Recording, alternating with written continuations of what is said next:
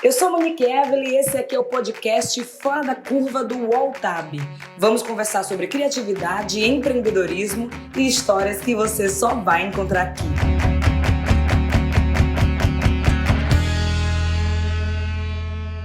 Qual o futuro das universidades? Como é que a gente vai pensar o ensino superior hoje para garantir um espaço de inovação para os estudantes do século XXI? E para conversar sobre esse assunto, estamos com Douglas Murilo, que é o coordenador do curso de administração da Fundação Escola de Sociologia e Política de São Paulo, mais conhecida como a FESP. Muito obrigada por ter aceito esse convite. O prazer é meu, Monique. E é um assunto espinhoso, digamos assim, Sim. né? E de futurologia. Porque, a bem da verdade, no meu ponto de vista, a gente tem que separar o que é o ensino, o que é a aprendizagem e as ferramentas que a gente tem hoje disponíveis para que isso possa acontecer. Eu não acredito que o ensino superior ou as universidades vão desaparecer, né, no futuro, muito pelo contrário, mas tem que se reinventar. Né? E como é que a gente faz isso? Se a gente continuar no modelo tradicional de ensino-aprendizagem, onde você ainda tem muito disso nas universidades, modelos de sala de aula tradicionais, onde você ainda tem as cadeiras, os alunos um olhando para a nuca do outro, não trabalhando as visões mais colaborativas, uma visão mais prática realmente do ensino, seja ele a administração, seja ele das ciências exatas, das ciências biológicas, enfim, humanas, sociais, saúde, qualquer que seja, a ideia é de fato que esses alunos, eles entram, os jovens, eles querem alguma coisa que lhe dê sentido. Total. Então, se o sentido não tiver para ele aquele ensino, aquele trabalho, aquela aprendizagem, qualquer coisa que ele estiver fazendo, ele não vai dar valor. E é isso que as universidades, que o ensino superior tem que ficar atento. Essas novas necessidades, dessa nova geração que está chegando, não só a questão dos milênios, mas a geração Z, que começa a questionar também esse assunto. Será que vale a pena eu fazer uma universidade? Será que eu preciso de uma universidade? Só que a universidade, o próprio nome diz, né, na questão de ser universal, ela te traz uma visão onde você aprende muitas coisas, você tem uma visão social importante, né, uma visão colaborativa importante, então ela ajuda muito você no teu crescimento pessoal, no teu crescimento profissional. O que as universidades, que o ensino superior de uma forma geral precisa, realmente é se reinventar. Muitos deles ainda estão no modelo muito tradicional ou com foco muito financeiro. Né? Então, eu acho que a visão realmente tem que ser uma visão mais focada no aluno, centrada no aluno, e numa visão mais prática, realmente, onde a gente possa estar trabalhando com métodos ou metodologias mais ativas, como, por exemplo, o ensino baseado em projetos ou problemas, onde Legal. você atribui um problema, você atribui uma causa, que pode ser uma causa social, independente da área que você esteja atuando, e o aluno, a partir daquele tema, ou daquele grande tema, Sim. ele passa a olhar naquele seu entorno, ele possa olhar no bairro que ele reside, ele possa olhar, enfim, em determinadas áreas e como ele pode solucionar aquele problema. E isso faz com que ele instigue mais a criatividade, isso faz com que ele procure soluções realmente mais inovadoras e colaborativas. Né? Lá na instituição nós trabalhamos muito com isso e no primeiro período do curso, inclusive, o grande tema foi saúde. Então, eram alunos do primeiro período, é lógico que você tem que trabalhar e monitorar no sentido de orientar. Primeiro período é quantos anos, mais ou menos? Anos de idade? De idade, tá? Girando em torno de 18 anos. 18. 17, 18 anos, no máximo 19 anos. E esses alunos, a partir desse grande tema que foi saúde, e a nossa instituição fica no centro da cidade de São Paulo, na Vila Buarque, e São Paulo a gente considera como um grande laboratório. Né? Ou seja, tudo aqui, né, ele é um laboratório onde você tem uma vida muito intensa na cidade. Né? Então você tem os extremos muito, muito ressaltados. E a ideia foi justamente essa: olha os seus extremos, olha a cidade, e que vocês em grupo podem propor de solução para determinado tema. Então esse foi o primeiro período. E aí a gente vai evoluindo nesse processo até o fechamento do curso. E apresentando as soluções. E resolução de problema, aprendizagem baseada em projeto, são duas habilidades que o Fórum Econômico Mundial considera como habilidade do futuro e a gente precisa fazer para já. Mas além dessas habilidades, tem inteligência emocional, Sim. pensamento crítico. Eu queria entender se, beleza, que você cuida do curso de administração, mas é possível pensar essas habilidades no futuro em qualquer curso? Eu não tenho a menor dúvida. O que eu penso? Quando a gente montou o nosso curso, a matriz do nosso curso de administração, a gente olhou as necessidades atuais do mercado, do jovem, Sim. e as necessidades futuras também. E a gente percebe o seguinte, por exemplo, a gente trabalhou nessa questão das necessidades atuais muito focado no ODS, nos impactos, né, socioambientais, etc. Sim. Também. E para quem não sabe, ODS são os Objetivos de Desenvolvimento do Milênio Isso. da ONU. Até 2030 a gente tem uma 2030. agenda para perseguir aí e tentar. Um desafio um tanto quanto enorme. Nossa, só 10 anos, tá, gente? Só. Tá chegando. Para eliminar a pobreza no mundo. Mas, enfim. Mas, assim, a gente tem a sensação, a gente tem a consciência de que para chegar lá não adianta esperar governo, né? Tem que partir também da sociedade, das ações. A gente procura fazer isso também, trabalhar isso dentro desses projetos. Mas, enfim, voltando então à questão, eu acredito que sim. A inteligência emocional, o fortalecimento da inteligência emocional, do autoconhecimento, ela é fundamental para qualquer profissão. Né? Sim. Desde do administrador até o médico, principalmente até os médicos, né? Porque o médico ele mexe com vidas e com pessoas. Então, se ele não tem essa fortaleza também de saber como lidar com isso, né? Em quem a gente, como a gente vai estar formando esse novo profissional. Então, essa necessidade, independente da profissão que venha a surgir novas ou aquelas que estão subindo, mas que vão ser substituídas, eu acredito que elas são as primordiais para essa nova geração. A gente começa... uma prova disso também, você pode verificar a questão do índice de suicídios entre os jovens. Sim. Então, a gente tem um índice de suicídio muito grande, e isso reflete a falta de sentido para alguma coisa. Então, que sentido ele dá para o trabalho? Que sentido ele dá para a família? Que sentido ele dá para uma matéria que ele está aprendendo? Né? Então, é isso que vai fazer a diferença, né, a partir desse contexto, penso eu. E Douglas, você que coordena o curso de administração, e aqui a gente fala muito de empreendedorismo, só que é algo mais na prática, não necessariamente a pessoa precisa fazer um curso superior. O que é que vocês trazem de diferente no curso de vocês que outras universidades não têm? Eu sei, acompanhando na internet, que fazem campanhas com temas relacionados à raça, gênero, que isso é maravilhoso, que eu vejo que universidades não querem, inclusive, nem falar disso, que diz que é uma questão pessoal. E tem coisas que não se discutem. Não. Mas o que é que vocês trazem assim, de diferente, essa mistura de ADM com o lado inteligência emocional, etc.?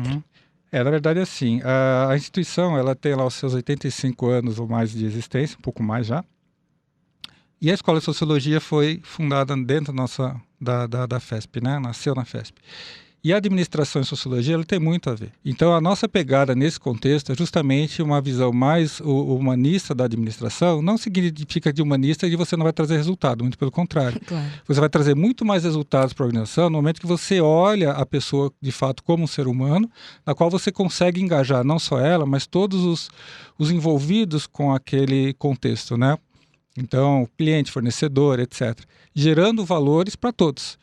Então, a gente tem esse olhar, né, de trabalho. Então, não é assim. Se a gente pegar os currículos das diversas instituições de ensino e administração, são muito iguais. Se você pegar o nosso, você vai perceber uma diferença grande que tem um foco na formação também da pessoa como do aluno, né, no fortalecimento do administrador, além das técnicas que ele vai estar aprendendo para cursar. Mas isso parece tão óbvio. Por que as universidades não fazem isso? Tem que ser técnica, bate meta, faz planilha. Ai... Cansa. Porque, na verdade, é uma discussão que a gente faz muito lá no próprio Conselho Regional de Administração. Porque, na verdade, se você pegar, tem um histórico da administração que surgiu, né? Enfim. E o primeiro currículo que foi feito, basicamente as outras foram copiando. Então, isso não foi necessariamente sendo ajustado ou não sendo, cada um acabou fazendo de uma forma muito semelhante, muito igual umas outras. Só que o nosso mundo hoje é outro, o jovem é outro, as necessidades são outras e a gente está num mundo exponencial, de mundo de transformações muito grandes. Então, A adaptabilidade, a flexibilidade, o trabalho e o fortalecimento da pessoa como ser humano, não só para o administrador, mas qualquer profissão, ela é fundamental. Mas pensando em flexibilidade, se adaptar, pensamento crítico, o que é que vocês fazem? Assim, ensina o quê? Compartilha aqui conhecimento para os Então, a estudantes. gente trabalha muito fortemente a questão das competências socioemocionais como uma disciplina dentro da nossa grade. Tem disciplina? Tem. Entendi. Tem uma disciplina específica só para trabalhar isso, que vai do primeiro até o 7º período. A gente atua muito fortemente focado em projetos. Isso faz com que o aluno realmente tenha um trabalho em grupo maior e olhe a cidade de São Paulo, né, como um grande laboratório para desenvolver projetos com olhar de negócios, onde ele possa causar impactos também, não só trazendo resultados, né, olhando o resultado, é lógico, numéricos, mas olhando também que resultados positivos ele pode trazer para aquela comunidade, para aquela sociedade a qual ele trabalha, né? Também temos aí, para trabalhar essa questão desse fortalecimento, nós juntamos, criamos uma disciplina chamada Ciências Sociais Aplicadas, justamente para poder desenvolver o espírito crítico e a visão crítica dos alunos. Então, para você tomar uma decisão, né, no futuro, não só hoje, mas principalmente no futuro, que eu acho que é uma habilidade que vai ser muito cobrada dos profissionais, é a tomada de decisão. E para você tomar decisão, você tem que ter uma visão crítica em relação a todo o processo. Então, esses são alguns dos itens, né, que a gente atua junto para a gente poder realmente fortalecer os alunos nesse contexto. E a galera tem uma visão equivocada assim, de ADM, né? Acha que são apenas números. Não, a ADM é muito legal. ADM, vou largar tudo agora, fazer ADM para melhorar minha vida de empreendedora. Eu sou suspeito, mas a administração... Assim, a gente vive no mundo organizacional. Ou você realmente, desde que você nasce até onde você morre, o exercício que eu faço com os alunos é exatamente esse, um dos exercícios. Quer dizer, reúnam-se em grupo e me falam as organizações que você passa desde o momento que você acorda até o momento que você dorme. E me fala o que não envolve organização. E pensando assim, em preparar os estudantes, ainda mais a galera que está saindo agora do ensino médio, não sabe o que vai prestar vestibular. Eu tive que decidir com 16 anos o que faria da minha vida, foi desesperador. Eu comecei com engenharia ambiental, depois fui para direito e terminei me formando em política e gestão da cultura pela Federal da Bahia. Mas pensando em como a universidade, a faculdade pode preparar esses jovens para o mercado de trabalho. As universidades estão preparando os jovens para o futuro do trabalho, tipo trabalho sobre demanda, home office, como vai se organizar com todas essas transformações? Eu não posso falar para você se são todas, né?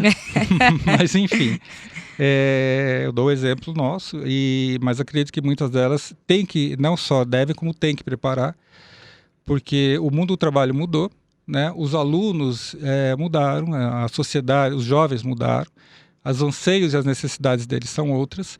Então não adianta a gente continuar no mesmo modelo tradicional, mecanicista, etc. Mas a gente realmente tem que fazer uma ponte entre a instituição de ensino e o trabalho. E para isso a gente trabalha muito fortemente com estágios, a gente trabalha a questão do jovem aprendiz, que as organizações, nas empresas trabalham muito com o jovem aprendiz.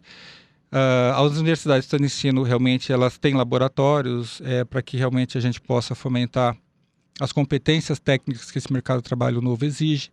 Então sim, existe essa necessidade e as instituições de ensino, creio eu que de uma forma geral devem estar trabalhando isso. Nós estamos, né, bastante preocupados com esse tipo de ação. Você consegue dar um exemplo prático de resolução de problemas, sim? Sim.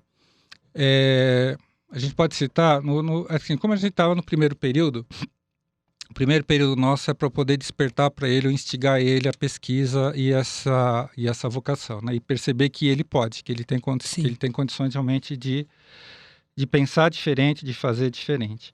Então nós tivemos assim, por exemplo, primeiro e segundo semestre, né? Nesse segundo que passou agora, no final do segundo semestre, nós tivemos alunos que pensaram em desenvolver um aplicativo.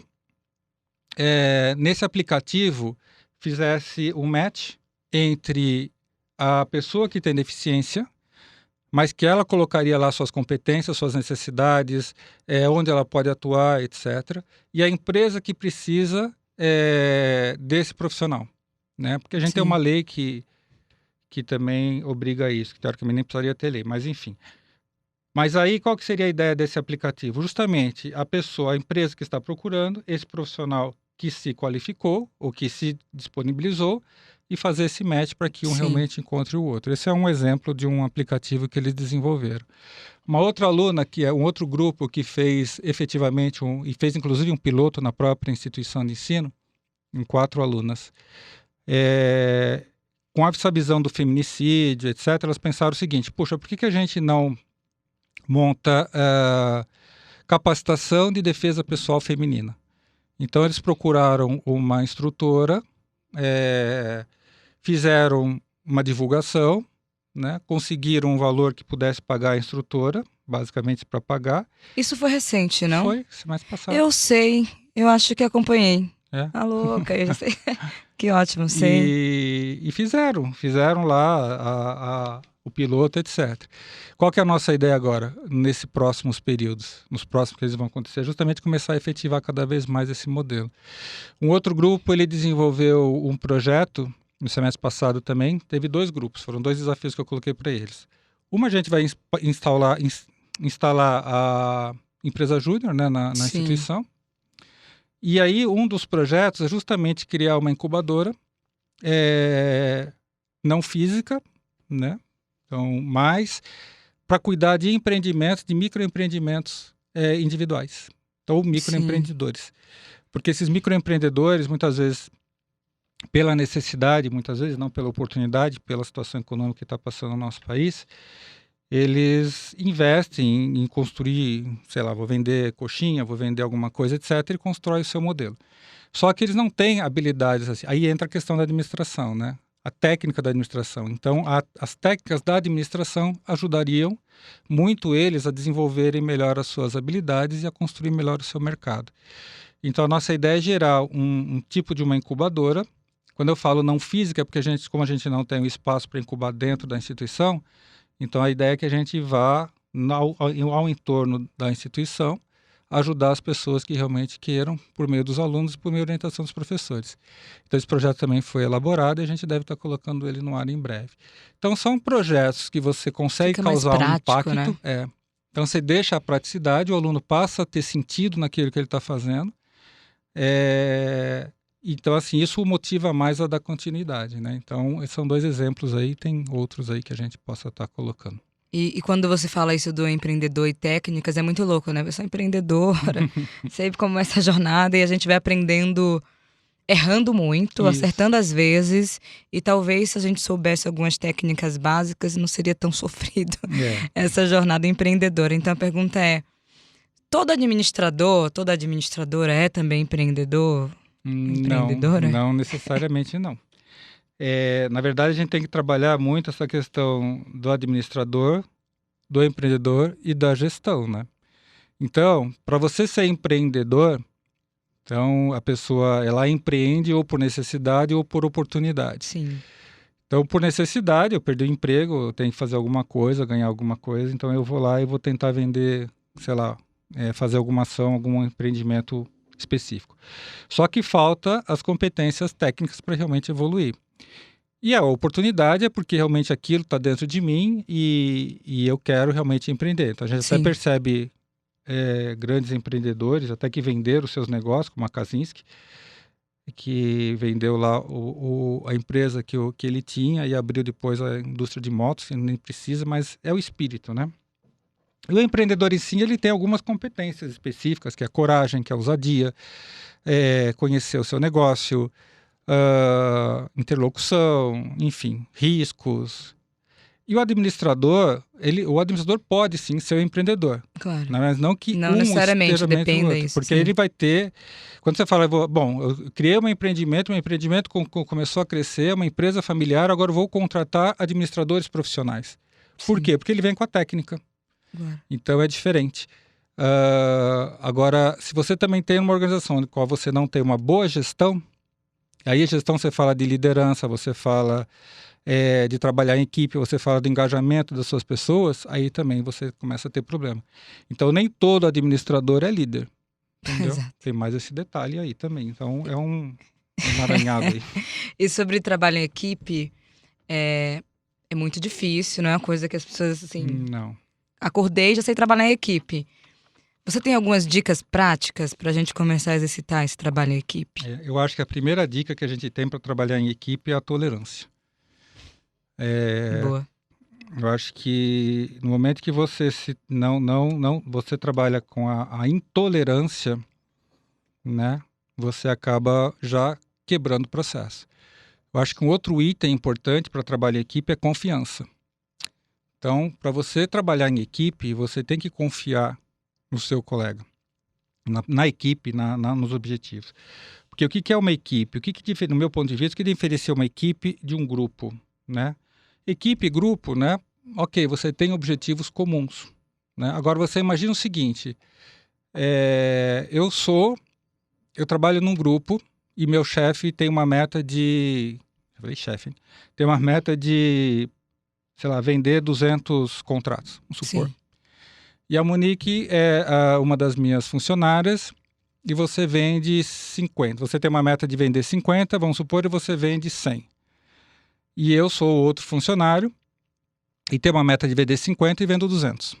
E o nosso terceiro colega tem uma meta de vender 50 e vende 20. Sim. Se você somar tudo, o meu gerente atingiu o resultado. Mas se você olhar individualmente, o nosso terceiro colega não atingiu o resultado. Sim. E um deles, vamos supor você, não lembro agora o que eu falei, mas enfim, pode ter simplesmente atingido a meta. Se cada um trabalhar unicamente olhando o seu viés, a individualidade, atingir o objetivo comum, né, da equipe, do gerente ou da gestão, enfim, daquele modelo. Mas a equipe em si poderia ter atingido números muito melhores, o grupo poderia ter atingido muito melhor se estivesse trabalhando em equipe. Ou seja, se a somatório de todos tivesse 2 mais 2, fosse 5, fosse 10 e não 4, que atingiu o resultado final. O que eu quero dizer com isso? Que cada um trabalhou no seu eu e não no nós, entendeu? Sim. A equipe, na verdade, ela se colabora, ela se complementa. Eu acho que a palavra-chave é complementariedade. Então, de repente, quando existe esse processo de confiança, de tolerância, de diversidade dentro daquele grupo, né? Então, os resultados, eles são maiores. Então, eu poderia, nesse caso, ter auxiliado, a outra pessoa poderia ter solicitado apoio, se ela confiasse, para poder melhorar os resultados dela. E com isso, ela poderia evoluir mais e os resultados seriam muito maiores para a equipe, para a gestão, para a organização, enfim, para o todo, né? Então, Sim. Eu acho que 2 pontos importantes para você trabalhar em equipe, de fato, é confiança e tolerância, né? E assertividade também, né? Que não adianta também ser tolerante e não ser assertivo, né? Ou seja, você defender também as posições que você acredita, mas ter a flexibilidade de abrir a sua guarda quando você percebe que as posições do outro é melhor. Que exercício, hein, minha gente? Que exercício. Vamos treinar isso aí. Fora da Curva volta já. Os podcasts do UOL estão disponíveis em todas as plataformas. Você pode ver a lista desses programas em uol.com.br/podcasts. Recebe salário, faz transferência, pagamento, recarga de celular e até empréstimo, tudo sem taxa. PagBank, a sua conta grátis do PagSeguro. Baixe já o app e abra sua conta em 3 minutos. Quando você falou de propósito tem a ver também com autoconhecimento. Isso. Também tem dicas para isso? Porque assim, eu tenho 25 agora e às vezes o propósito vai mudando, aí eu fico confusa, em crise. Mas qual o exercício, qual a importância também de ter esse autoconhecimento? Como é que a gente vai adquirindo isso no processo? O autoconhecimento, a autoconsciência não é uma coisa tão simples de a gente ter, né? Mesmo porque muitas vezes a gente não gosta de se olhar no espelho, né? Narciso acha feio aqui no espelho. Então, eu vou dar um exemplo simples desse tipo de importância, depois a gente pode pensar. Existem técnicas, etc., né? Sim. Até psicológicas aí, na área da psicologia, que possam ajudar bastante nesse contexto. Mas tem um autor... uma pergunta básica, muitas vezes, acredito que as pessoas que estão ouvindo, às vezes enfrentam nesse mercado de trabalho, me fala um ponto forte, né? E me fala um ponto que você acredita que você tem que melhorar. Então, aquelas perguntas básicas que continuam existindo e vão continuar existindo justamente por o entrevistador saber se você se conhece, se você tem uma noção das suas potencialidades, daquilo que você não é. não tem essa potencialidade. E um autor que eu gosto bastante, assim, na posição que ele fala, lógico, ele não pode generalizar, mas ele fala que o excesso do seu ponto forte é o seu ponto fraco. Né? Sim. Então, Nossa, que frase, um mantra. É um mantra. Mas para pra pensar, geralmente nas entrevistas as pessoas falam o seguinte, bom, eu sou muito perfeccionista. Geralmente você pode ver que muitos falam isso. Rapidão, só pra gente não esquecer, qual é o nome do autor? A desse que eu comentei Sim. é o Crashad. Crash. Depois Pronto, sim. Mas assim, aí ele fala... Então, um exemplo simples assim. Então, você é perfeccionista, ok. Então, isso é o ponto fraco que você pode dizer. Mas quando você tem o autoconhecimento, você se conhece, e normalmente a gente se conhece, que às vezes a gente não quer se olhar. Que você tem aquele excesso. O que é uma pessoa muito perfeccionista, muito detalhista? É uma pessoa rápida? Não. É uma pessoa lenta. Se você tem uma outra pessoa que é muito, né, e vai falar com aquela outra que é muito lenta, vai dar até sono, né? Então é uma pessoa que olha muitos detalhes, que é lenta para tomar decisão, que às vezes é muito monótona, então aquilo pode ser de fato um ponto fraco, certo? Mas no momento que você tem consciência, você transforma aquilo num ponto forte. Por quê? Porque é uma pessoa que não toma decisão no claror da emoção. Ela olha os pontos realmente que tem que ser olhados para não tomar uma decisão de última hora, tá certo? Sim. Ela presta atenção em coisas que os outros talvez não prestem. A questão é que o excesso daquilo a torna lenta. Então, quando a gente fala do autoconhecimento, ela saber que ela tem pode ter essa fragilidade se isso for um excesso dentro desse trabalho. E outra questão importante em relação do autoconhecimento é a própria questão do comportamento. Então, os comportamentos se repetem, né? O que significa isso? Que se você foi desligado de uma empresa e você não parar para refletir o que fez com que você fosse desligado, simplesmente sair na emoção, gritar, etc, etc. Mas pera um pouco, e por que eu? E por que não outro? Enfim, o que aconteceu? Né? Lógico, tem vários fatores. Mas vamos supor, olhar o seu fator. Depois você olha os fatores externos, etc. Mas o seu, interno, né, que é o mais difícil. Por que eu? Se você não fizer isso e não colocar à tona, esse comportamento vai se repetir na outra empresa que você tiver. E você vai repetir o mesmo comportamento. E provavelmente vai ter o mesmo problema. Então, a questão do autoconhecimento vai muito de você realmente identificar os pontos, né, fortes ou frágeis que você tem. Talvez conversar com pessoas que te conheçam muito bem para que você possa realmente identificar melhor esses pontos. E buscar colocar eles à tona para que você possa melhorar aquilo que acha que tem que ser melhorado, né? E se for o caso, buscar alguma ajuda, não sei. Uma jornada lenta, a gente vai errar muito, vai afundar, mas... faz parte. Daqui a pouco o Narciso acha algo bonito aí também. E a gente tem um monte de pesquisa dizendo que por conta da 4ª Revolução Industrial, alguns cursos ou profissões podem não existir, por exemplo, até 2037. E provavelmente vai ter alguém ouvindo a gente que está nessa decisão. O que é que eu vou fazer da minha vida, já que não vai existir? Ou alguém que já fez algum curso e agora não está bombando tanto assim, alguém que quer agora entrar na universidade. Tem algum curso que pode garantir essa sobrevivência de emprego, pelo menos em médio prazo? Não vou nem falar longo, mas assim, eu posso entrar agora na faculdade, vou escolher algum curso X e talvez... eu fique mais tranquilo ou tranquila com essa decisão. Porque não é fácil, né? Não. Jornalismo, então, oh meu Deus, não é produção. Produção aqui. Eu posso pegar aqui num passado, né? Um passado um pouquinho, só para a gente poder fazer um comparativo, né? Principalmente com os jovens que podem estar escutando aí e que não vão lembrar do que é essa profissão. Mas as profissões, na verdade, elas sempre estão se ressurgindo e desaparecendo. Isso é fato. O meu início de carreira, comecei a trabalhar numa organização de prestação de serviços em informática, né? E folha de pagamento, enfim, essas coisas todas aí. E na época a gente tinha um andar inteiro com, sei lá, umas 400 digitadoras. Então, pessoas que entravam, justamente digitavam todo o material para poder imputar numa fita magnética e entrar no computador, enfim. O primeiro terminal de computador que nós colocamos lá, que parecia um ET, né? Grandão, de ferro, etc. A gente só ficava olhando, e, bom, o que será que isso vai acontecer, etc. Enfim, aquilo se espalhou na organização, onde cada um passou a ter autonomia em imputar os seus dados, as suas informações, enfim, os clientes passaram a imputar suas informações. Aquelas 400 digitadores que ganhavam por toque, a profissão em um ano, das 400 sobraram 5, que foi justamente para a gente poder ajudar ou minimizar os problemas que tinham lá. Agora, o que aconteceu com as outras, ou todas essas 400 digitadoras? Na verdade, elas tiveram que se readequar ao novo modelo de trabalho, né? Então, o que eu acho que tem que ser trabalhado muito forte, sim, é o que eu volto a falar, né? Seria as suas competências socioemocionais, adaptabilidade, porque nós estamos num mundo de grandes incertezas, né? Eu falar para você, olha, amanhã a administração vai deixar de existir, mas nós estamos num mundo organizacional, por exemplo.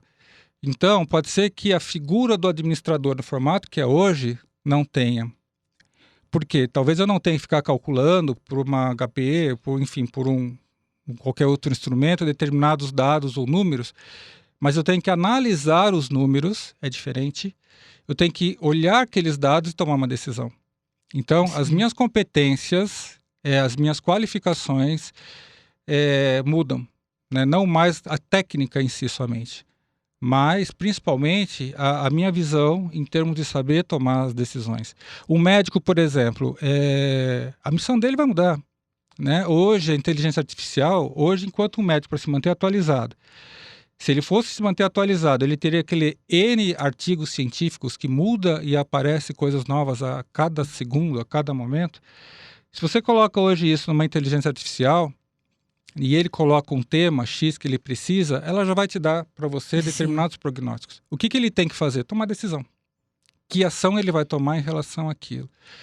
Então, eu acho que as profissões, sim, elas vão ser modificadas. Algumas, de fato, como eu disse, né, no caso lá da digitação, né, por exemplo, um exemplo simples, mas elas desapareceram, mas a habilidade do digitador não desapareceu, né? Sim. Eu não vou perguntar para você assim, eu fiz na época que as pessoas... Era datilografia, saber, exatamente, a datilografia.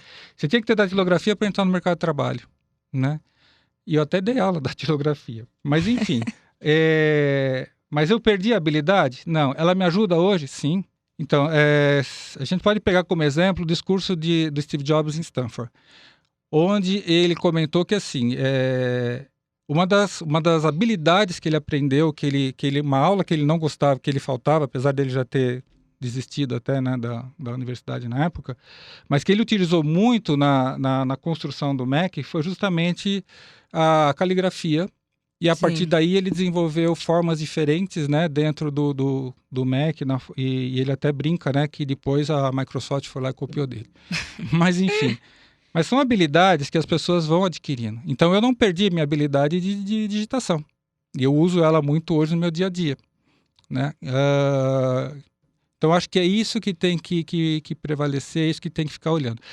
E uma das competências importantes que o jovem, e não só o jovem, enfim, todos, nesse mundo nosso de incertezas e de crescimento exponencial, tem que pensar, seria justamente a questão da adaptabilidade e da flexibilidade. Então é que nem você comentou. Então você começou num curso, mudou para outro e hoje está em uma outra atividade. Sim. Mas você foi flexível o suficiente para poder se adaptar a isso, de acordo também com as suas necessidades, e foi dando sentido, né? Então, assim como as organizações, os jovens, as pessoas também têm que ter uma visão do seu propósito de vida. Quer dizer, qual é o seu propósito? Para as organizações, por que ela existe? Né? Então, assim, se ela existe para dar lucro, é muito pouco. Uhum. Se eu existo para casar, comer, dormir e morrer, é muito pouco. Né? Então, quando a gente fala de propósito, é algo maior. Né? É algo, quer dizer, se eu existo, se amanhã eu deixar de existir, eu vou fazer alguma diferença? Né? Para alguém ou para ninguém? Essa busca aí é complexa, né? Eu fico... não é todo dia tá simples. buscando um propósito. Não é mas difícil. é puxado, assim. Tem a FESP publicou uma campanha de redes sociais com expressões que são consideradas racistas, explicando por que não pode utilizar em determinado contexto, por exemplo, denegrir. Sim. As pessoas acham que denegrir significa falando mal ou fazendo alguma coisa com a pessoa. Mas denegrir é tornar negro. Sim. Ou então, quando a gente se refere a coisa tá preta, sempre é coisa ruim. Mas se a coisa tá preta, a coisa tá boa. Então, como é que a gente consegue, em todos os cursos, na universidade, no futuro do trabalho, conectar inovação e diversidade? E por que muita gente não entende a importância da diversidade? Eu acho que falta muito um trabalho, até mesmo que voltando à questão da própria universidade, né? Da importância da universidade nesse contexto, de fazer com que os nossos jovens possam olhar a diversidade como uma coisa muito positiva, né? E a diversidade de sexo, de gênero, de cor, enfim, de faixa etária, de tudo. Sim. Porque e aí que gera o problema, e eu falo isso, tenho 10 anos, né, 11 na academia e uns 30 na área corporativa, quando eu migrei. Então, essa questão da diversidade, ela é um fator, assim, não é novo, é antigo.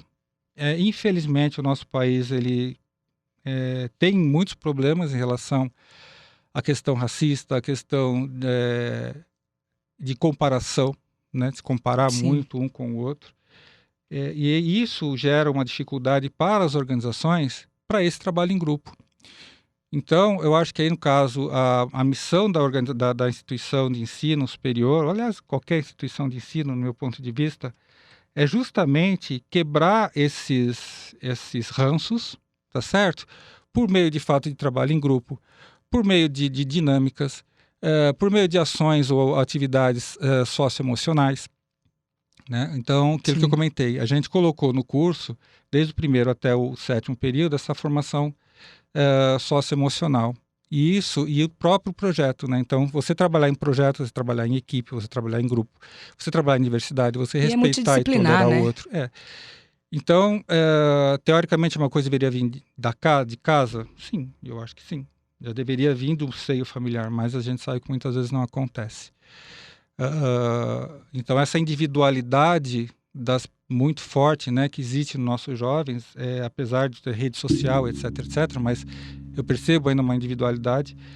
Então, acho que a gente tem sim essa missão dentro das instituições de ensino de ajudar a quebrar esse vínculo, esse elo, porque é isso que vai fazer também a diferença para ele dentro das organizações. Então, as grandes organizações hoje, elas já estão com esse movimento, com essa visão, com uma outra visão, porque sabe que existe uma outra cobrança. Elas começam a olhar também o meio, a própria comunidade, a própria participação dela na sociedade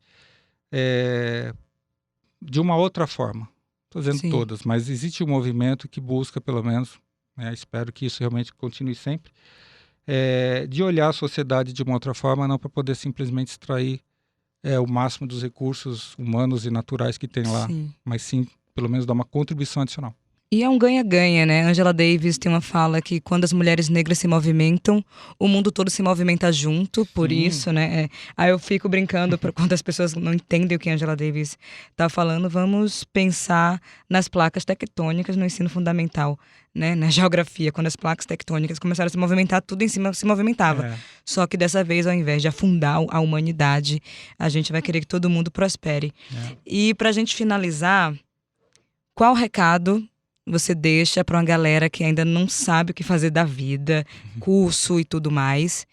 E uma coisa muito importante, como é que a gente torna o ambiente da universidade, da faculdade, digamos, não é adequado, mas um pouco mais confortável para os estudantes do século XXI? Fazer com que essa galera jovem queira estar na universidade. Eu acho que assim, um recado que a gente pode dar para a galera que está escutando e que ainda tem dúvidas em qual curso vai fazer, se vai fazer algum curso, enfim. Primeiro escutar a si mesmo, né? Ou seja, lógico, muitas vezes você não tem aquela questão de vocação, né? Ou testes vocacionais, coisas nesse sentido. Mas eu penso assim, se você tem uma ideia daquilo que você gostaria de fazer, pesquisa. Né? Pesquise, vai atrás, verifica as instituições de ensino que realmente fornecem ou proporcionam aquele curso, verifica a qualidade da instituição de ensino da qual você for querer se matricular. Hoje, a concorrência das instituições de ensino é muito grande. Então, os valores, os custos também, as particulares acabam reduzindo bastante. Esse é um cuidado que também tem que ter, né? Porque Sim, a qualidade total. tem que estar atrelada, já que você vai investir uma quantidade de anos da sua vida dentro daquele contexto. Então, assim, eu acho sim que vale muito a pena você fazer uma instituição de ensino superior, voltando à pergunta primeira que nós tivemos, Sim. porque aquilo tem outras competências que te formam, que não só a competência técnica, né? Principalmente a competência de você formar uma rede, de você formar um grupo, de você ter outras ideias, de você trabalhar a diversidade, que a gente vem falando tanto. Então, isso é importante. Então, acho que a pesquisa, se eu tenho uma ideia daquilo que eu quero, então faça a sua pesquisa e invista. E pesquise, assiste uma aula, fala com o coordenador do curso, fala com professores, fala com alunos que já estejam fazendo, o que já fizeram um determinado tema, o que já estão no mercado de trabalho, naquilo que você atua.